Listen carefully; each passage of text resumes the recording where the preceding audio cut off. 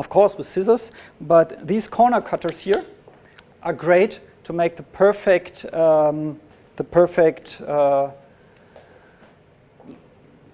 cutted card. I have a bigger picture for you, Mandy. Maybe you can switch in.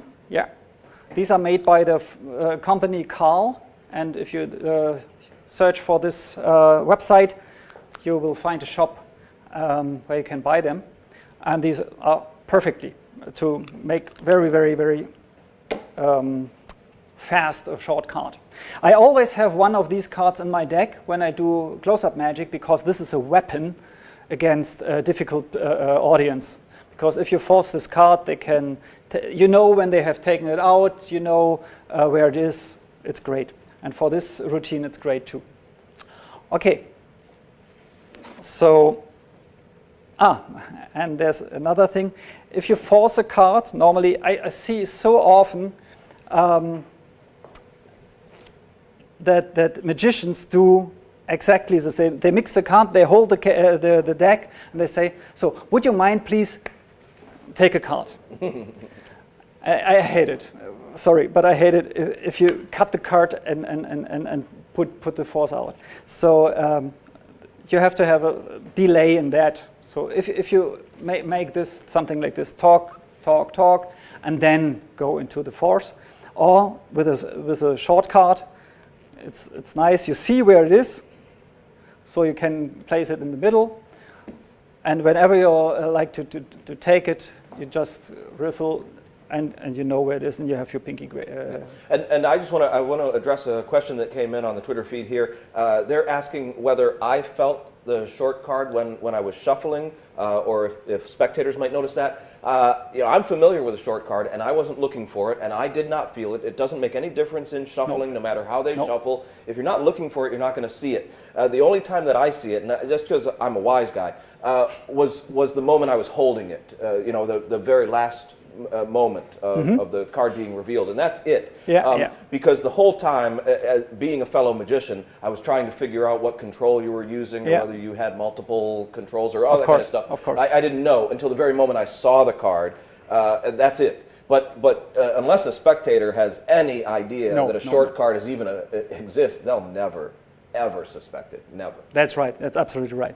So, and I can do this force where I go with the thumb, and the little subtlety to go with your middle finger inside to lock the moment is nice, because if you lift up the top package, it automatically goes out, and you can take the whole bunch above the break.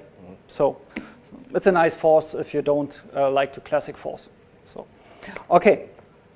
And this routine is great to practice the top change. The top change is one of the weapons I use all the time in my ambitious card routine also. And but you have to be a little bit brave when you do this the first time. So it's good to have a routine where you have a strong misdirection to do this. Some things you have to practice in front of an audience. You can practice this to death in front of a mirror, but it's a totally different thing to do this for a real audience. So, this is one you can do. At the end, you have 4 cards, or 3, and one is placed the card case, and your force card is on top. Okay, then you show, these are wrong, and you reveal, and you make a big deal out of that, because everybody expects underneath the card case is the card. Turn it around, and now everybody looks here and tries to figure out what is this, and you can make a gesture like so. Bring the hands together, switch the cards. I make a gesture to with the left hand to the heart, the 3 of hearts here. Then I wrap it there, put it on the table, and take the case, and I go away from the card on the table. So it appears that I never I only did that. This is the picture in the mind of the spectator at the end. So, and then I have the effect. So, any questions to that? Good.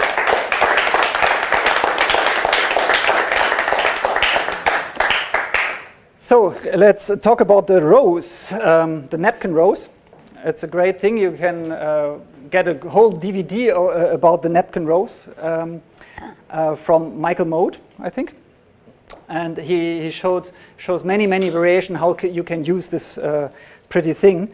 And I played around with that, and I, for me, figured out if you don't use a napkin, but these, how do you call it, tissue paper? Tissue paper, yeah, and you glue two different colors together like this, so you can create these beautiful two-colored rows without buying any special printed napkins or something. Huh? And the second advantage for me is I think it's easier to make. For me, I don't know. Just try it. How do you feel? And if you glue this like this, then you have the possibility to crumble them together. So you have millions of folds here, and this creates a nicer looking rose, or realistic, more realistic looking rose. And if you tear this here, I don't know who invents that. Do you know this? I have never seen anybody do that before. No? So nice.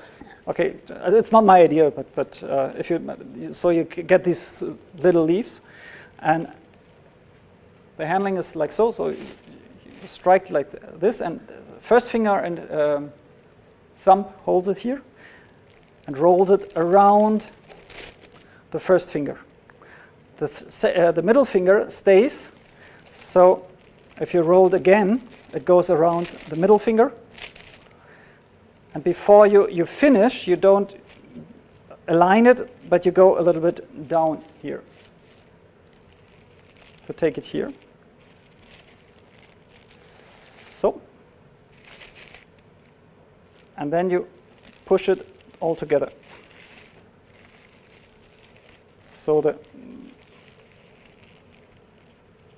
can take out the finger. So now you have a rose like so. Here, you have, because of the finger, you have a big hole. But if you take it and twist it a little bit so it closes, and then you can start to roll further till you get to the point to take the only corner that's available a little bit up and twist more and more and more. Okay. And then you have this looking rose. I think it's pretty nice. So if you make the green part a little bit smaller than the red one, yeah, this stamp is a little bit shorter, and it's more stable, and it looks a little bit more neat. So small things are always neat, and it's neat anyway. So the reaction of female spectators is great on that. So let's give it a try. Yeah. Okay. I love that. That's a great way to do it.